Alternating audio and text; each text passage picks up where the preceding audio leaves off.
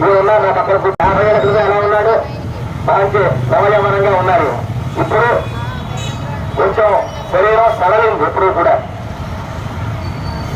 అలా అంటే మనం వికారానికి లోపడతామండి. మనం ఎప్పుడూ కూడా మనం పంచవికారానికే లోపడతాం.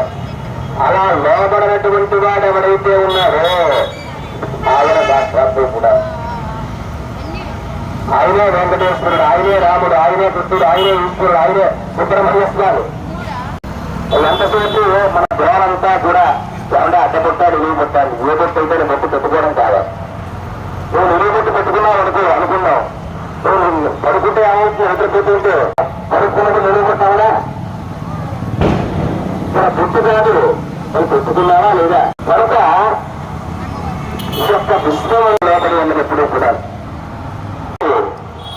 ఆయనే విష్ణువు, ఆయనే బ్రహ్మ, ఆయన